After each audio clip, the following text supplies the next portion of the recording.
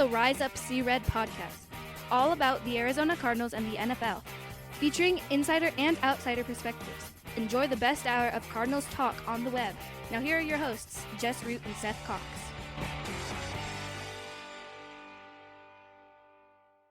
Hello, Arizona Cardinals fans, and welcome to the latest edition of the Rise Up See Red podcast, the best hour of Cardinals talk on the web. I'm your host, Jess Root from CardsWire.com, USA Today's NFL Wire site, covering the Arizona Cardinals, and joining me, episode 782, and this is our 2026 game-by-game prediction show with my co-host Seth Cox from RevengeOfTheBirds.com, SB Nation's Arizona Cardinals site. And our last show, we reacted to the schedule, but we wanted to spread things out, let things simmer a little bit. And now what we're going to do is give our week-by-week predictions. And you guys know, we don't like. Sometimes Seth does like to be negative, and I have lost a lot of my hope. I'm trying not to just be bitter, but we're trying to be realistic, if not a little bit optimistic. There's not a lot to be optimistic about when you look at this schedule. Seth, let's start and make our predictions for the schedule. Now, again, rundown of the schedule this season, the Cardinals will play 3 of their first 4 games on the road. They will not have a bye until week 14, and they play 5 of the final 6 games at home. Their most winnable games come right at the end of the schedule. So they start off week 1 at Chargers.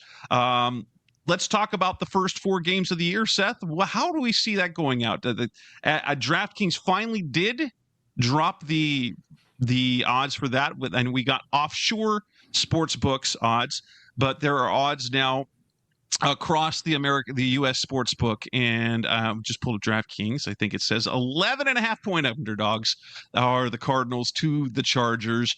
Do you see the Cardinals somehow winning on the road against Justin Herbert and that Los Angeles Chargers defense in week 1?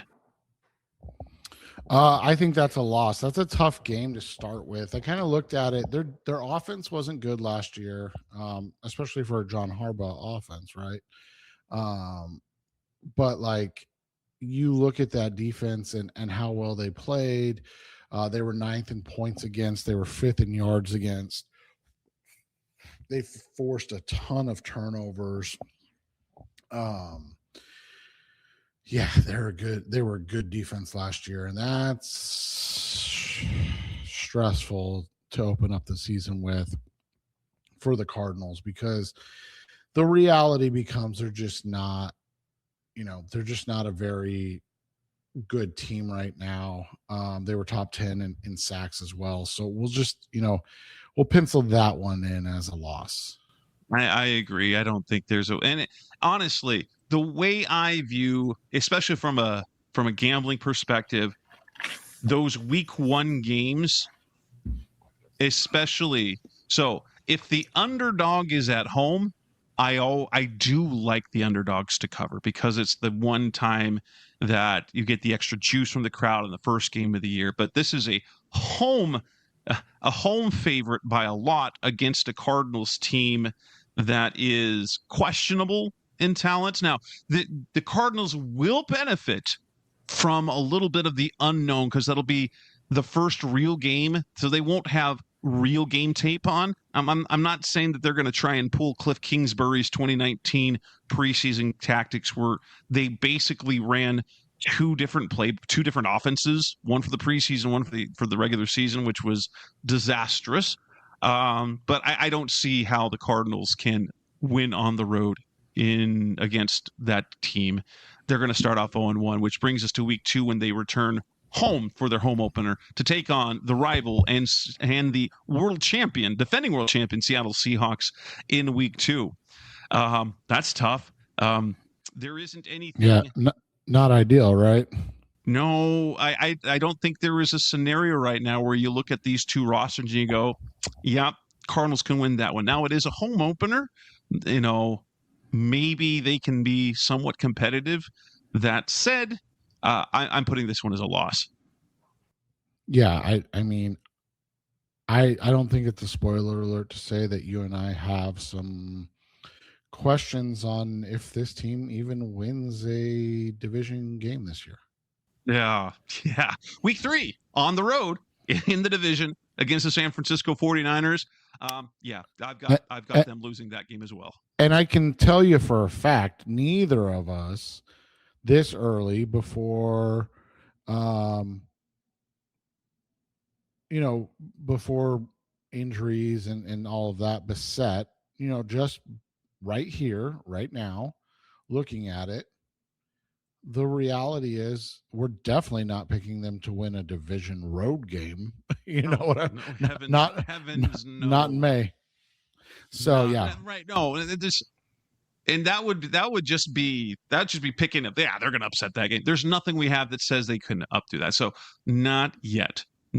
So both of us have them going 0-3, and that brings us to week 4. The third of their first 4 games on the road against the New York Giants. I mean, that's a game they can win on paper right now. That's a game they can win on paper right now. I'm predicting it won't happen. I don't know what to say right there, but at least the narrative, if the narrative is tanking, we're looking at an 0-4 start for the Cardinals for me. Yeah, and I took some heat from Revenge of the Birds, which is interesting because I usually take heat from being too negative, but I took some heat that I actually had them winning this game. The response I got, and we'll go over the other one in a second, was like, really? You have them beating a Harbaugh-led team? And I go, yeah. I mean, I just don't buy Jackson Dart. We don't know anything about where our boy Cam Scadaboo is right now.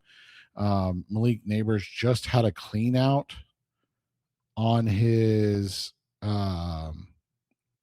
knee, but it's okay. I mean, there's nothing wrong with it, right? Everything's okay. So yeah, there's question marks. I'm taking the questions, and I'm taking the Cardinals and Jacoby Brissett with a win on the road. There we go. Hold on, I do want to look though real quick. How many points am I getting on this one? I didn't even think. They're only a touchdown underdog on the road. That's actually that actually says a lot about that. Wow. What they think, because they're 10-point home underdogs against Seattle. So like they get 2 Harbaughs in the awesome, first right? 4 weeks. 2 Harbaughs in the first 4 weeks, man. All right, so after the first quarter of the season, negative Nancy Seth has them at 1-3. Previously positive Jess has them 0-4. What's coming up next? Let's look at the next 4 games. That's coming up next on the Rise Here podcast, the best hour of Cardinals talk on the web. Do the Cardinals get another win? How many wins can they get in the second quarter? I drive my bus in a busy city. That's why road safety is so important to me. I know that I must slow down and be extra careful when I make a wide turn. Buses need more room than cars. Everyone can help keep our roads safe. Next time you're driving, remember to give buses plenty of time and space to finish turning before driving ahead. Let's all plan to share the road safely. Learn how at www.sharetheroadsafely.gov. The season that's coming next on Rise Up, See Red. We're back on the Rise Up, See Red podcast, the best hour of Cardinals talk on the web, as we move to the second stretch of the schedule, weeks 5 through 8. The Cardinals have 2 games on the road, 2 games at home, starting with week 5 at home against the Detroit Lions. The Lions did have their problems last year, but their last place schedule was above 500, and they were decimated by injuries. Now, they do have some questions on offensive line. They're moving Penei Sewell to the left tackle. They've got questions on the other positions, but they still have Jahmyr Gibbs. They still have Jared Goff. They still have some great talent. They do have Dan. Do you think they can win this game? I don't. What do you have the odds? What are the odds? What's the line in that game? This one was 8.5. So they They actually think it's more likely that the Cardinals beat the Giants on the road than win this home game against a Detroit Lions team that really underperformed last year. And this is an even bigger one, Jess, to me. Yeah, I can't.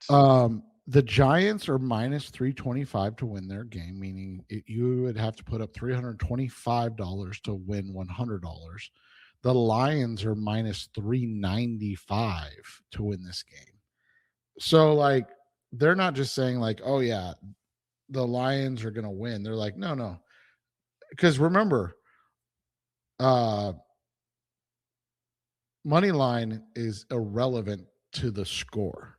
As long as the Lions win by 1 or 100, the Lions win pays out. So they're literally saying it's more likely, more favored that the Cardinals beat the Giants on the road than the Lions at home, which I actually find hilarious. So 0-5 for me, 1-4 for Seth. They go on the road to the Rams. It's a road divisional game. Okay, here's the scenario. Matthew Stafford gets hurt, so it's Ty Simpson playing. Right. And that's the thing we have to look at is, like, everything we're basing this on right now is both rosters are fully healthy on game day, or as healthy as possible. How teams look on paper right now. So, I mean, you look at that, and again, it's a road division game. There's just, I mean, I don't want to say there's no way, but on paper right now, Rams are expected. The Rams are viewed as one of the absolute best teams in football. But by the way, Jess, this is the tied for the highest spread of the season at 13.5. Oh my gosh. Here's Jess, here's the legitimately craziest part. 13.5. So understand, people, they're saying that the Rams will win by 14 points, so 2 touchdowns. The over-under is only 47.5.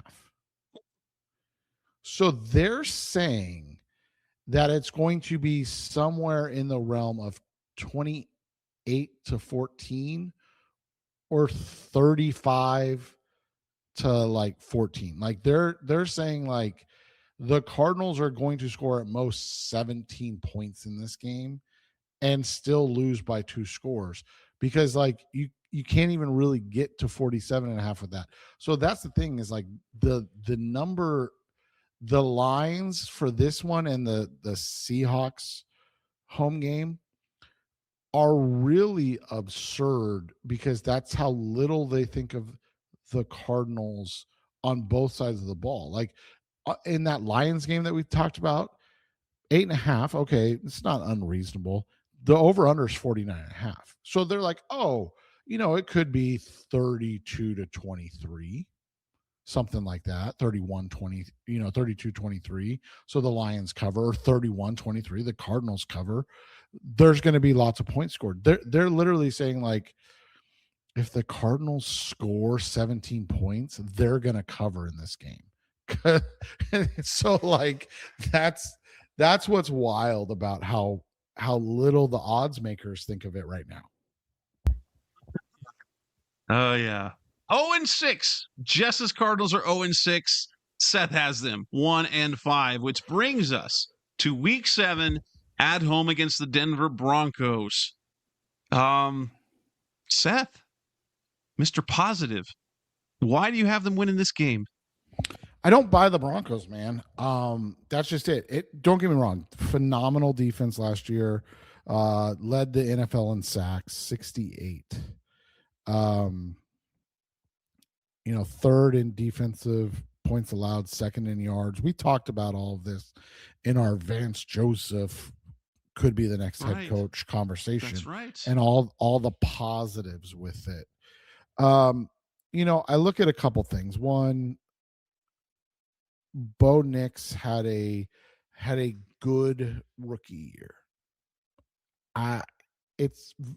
we rarely see guys have back to back really, good to above average seasons. And that's the thing. This was a team that had 7 games that they won in the final minutes of games. 7, Jess. That's an absurd number in one season. If they are as dominant on the offense or on the defensive side of the ball, then I am going to be completely wrong, because I just don't buy the Cardinals defense being good enough to get a bunch of stops. But I think there is a consistent regression we've seen under Vance Joseph defense, and I just don't buy. I just don't buy I don't typically, if you have 2 strong years in a row, like as a starting quarterback, rookie year 2, you're going to end up being like a top 5 to 7 quarterback in the NFL. I just don't buy that with Bo Nix. So I am taking a wild swing on this one, Jess. Absolute wild. But funny enough, they're only 7.5 point dogs. And this is the best odds until late in the season to win a game. True. That's plus bad. Plus 285. So better than, or they're slightly worse than their road game, which I still can't get over, that a road game against the Giants is their most winnable game early in the season. That's still wild to me. And I still don't have them winning. So we've got an 0-7 Cardinals team. And it begs the question at this point, if the Cardinals are 0-7, can they keep throwing Jacoby Brissett out there, or would they have to make a change, at least to Gardner Minshew? Yeah, I would think at 0-7, they would have to make a change. I mean, you could, and it'd have to be a real thorough talking, but you could talk me into a little bit the idea of like, hey, they've been really competitive. But that's just, I mean, dude, it is so hard to be 0-7 in the NFL. So we'll see how that all works out, right? Yes, and that brings us to week 8 on the road against the Cowboys. Yeah, man. Winning this game. I have the Cardinals winning this game. I don't know how they're going to do it, but it just I know it happens so often, right? So like, I feel like that was the default for a lot of people, and why I actually just went the other way, because I'm just like, okay, I'm just going to look at it from the other perspective, and see how it all works out. But you know what? I like that. For you, that's 1-7. For me, that's 2-6. And well, here's the thing. It would be how fitting it would be if, say, Jacoby's injured or whatnot, or it's Gardner Minshew is starting and they win that game against the Cowboys, just like Jacoby won against the Cowboys last year, and it kind of starts off something new. But that will, we are basically at the midpoint of the season through the second quarter. What we'll call it, the Cardinals for me 1-7, which is honestly probably about where we expect. It's we don't expect them to be good. I drive my bus in a busy city. That's why road safety is so important to me. I know that I must slow down and be extra careful when I make a wide turn. Buses need more room than cars. Everyone can help keep our roads safe. Next time you're driving, remember to give buses plenty of time and space to finish turning before driving ahead. Let's all plan to share the road safely. Learn how at www.sharetheroadsafely.gov. Seth, not much better at 2-6. So coming on next on the Rise of Seared podcast, the best of Cardinals talk on the web. Let's look at how they fare in the next 5 games before the bye. That's coming on next on Rise of Seared. We're back on the Rise of Seared podcast, the best of Cardinals talk on the web. They have a 5-game stretch after the Cowboys where they have 3 home games. They're at Seattle, home against the Rams, at Kansas City, home against the Commanders, and then home against the Philadelphia Eagles. This is where things start taking a turn for the worst for you, because let's start with the at Seahawks. Do we have to elaborate why we don't think the Cardinals will win in Seattle, or can we just mark that as an L because it is their third and final divisional road game of the season? Yeah, unless there are injuries galore or something implodes, it's tough to see them winning at Seattle. I mean, Sam Darnold turning into maybe if it's Jalen Milroe starting at quarterback that game for some reason. Right, exactly. Something to that effect would have to be the reasoning behind it, right? And which leads us to the Rams at home. Still not buying the Cardinals being able to beat the Rams what the Rams currently look like on both sides of the ball. I don't see a path to a victory for the Cardinals. So, they're now 1-9. And what about you, Seth? Do you have them beating the Rams? Any upsets on deck for you? No, I have them losing this one as well.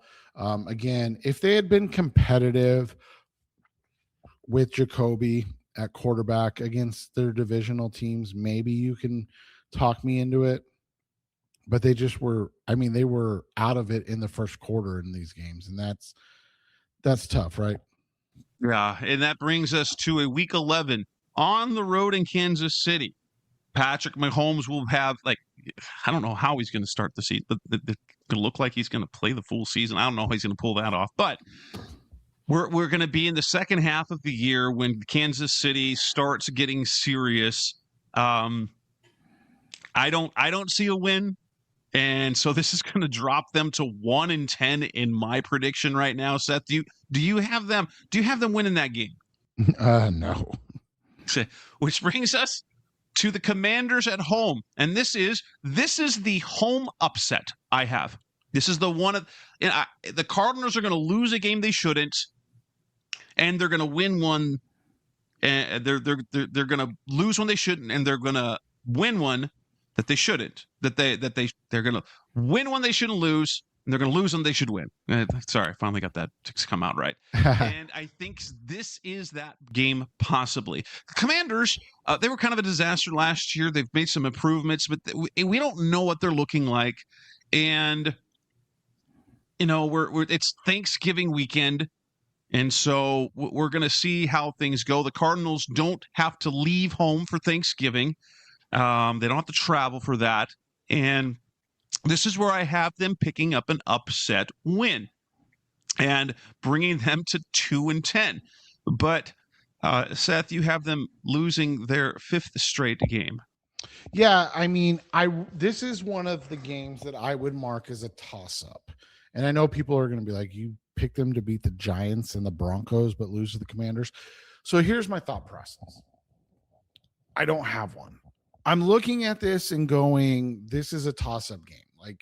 There are two games on the schedule that I would call toss-ups.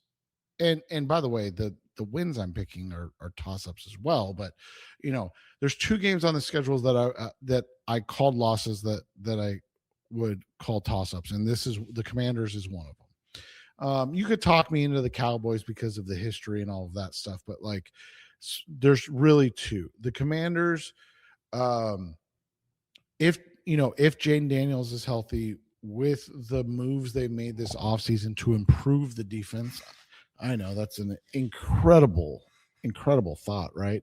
Try to improve your defense. I just look at this and I say, oh, this is a game where you could see the team winning, or this could be the game before the game where the wheels fall off of the Jacoby Brissett train, and you're now like, okay, it's time to move on, because you can't have this happen multiple years in a row, right? And that brings us to Week 13 at home against Philadelphia. There's nothing about that. Now, could Philadelphia implode? Yes. I don't even a Philadelphia implosion might not be enough to lose to the Cardinals, but I have them losing, and so do you, as they enter the bye for you with a 6-game losing streak. And we now have matched records as we're sitting at 2-11, 2-11, with 4 games to go. 2-11 with 4 games to go, bringing into the bye week. So coming up next on the Rise of Sierra podcast, Bizarre Cardinals Talk on the Web. Let's talk about the final quarter of the season coming in after the bye. That's coming up next on Rise Up Sea-Red. We're back on the Rise of Sierra podcast, the Bizarre Cardinals Talk on the Web, as we predict week by week the Cardinals' wins and losses. Now that we know what their 2026 regular season schedule looks like, week 14 they have the bye. This is where I predict this. Look, I'm writing the story for the season. They're atrocious. They're 2-11, and so they go, okay, now is finally the time to hand things over to Carson Beck, and we're going to get a 4-game sample size. They get the bye to rest and give him an extra week of work, and they have a 4-game stretch where arguably 3 of them are viably winnable, which is why coming out of the bye at home against the Jets, we both have them winning, and Carson Beck is a rock star. Even like we've seen it before, we've seen Max Hall win games, we've seen Ryan Lindley win games that shouldn't. But here's the: they're going to come out of the bye. They're at home. They're going to beat the New York Jets, improving to 3-11. Carson Beck's perhaps NFL debut, his first NFL start. We get to see it, and that brings us to the next week, their last road game of the year, as they go on New Orleans to take on the Saints. Winnable game. However, road games, I still don't believe in them on the road. And honestly, that Saints team, they won 4 of their final 6 games, was it? Tyler Shuck looked good. If Chris Olave and Jordan Tyson are healthy, I'm not saying the Saints are going to be good, but they're going to be competitive in that NFC South. Yeah, and that's how I look at this. I like, this is the other toss-up for me. I like this matchup. I like the idea of coming off a win, going on the road, even though it's a tough one, because I like the way that this lines up for this program, and that we could see them really, take advantage of something to this, and really, end up going on a mini run to end the season. And like you said, accurate or not, I think getting them wins would be huge for the process, right? Yes. They're now 3-12. What's happening next week in week 17? They're at home against the Raiders. This is going to be the college football playoff national championship game rematch. Fernando Mendoza against Carson Beck. We have Carson Beck winning that game, getting his vengeance over Fernando Mendoza, winning another home game, 2-1 as a starter, coming out of the bye. And my goodness, Cardinals fans are going to get excited about this Carson Beck. And maybe there'll be even some talk about, we don't need to draft a quarterback. Let's do that. Let's have that. And as they go to a 4th win, not necessarily understanding the cost of a 4th win to go to 4-12 before they close the season against the San Francisco 49ers. They're at home, but no, I don't have them winning that game. And they're going to go winless in the division. They're going to go 4-13. What about you, Seth? How do they close the season? Do I pick up a 5th win?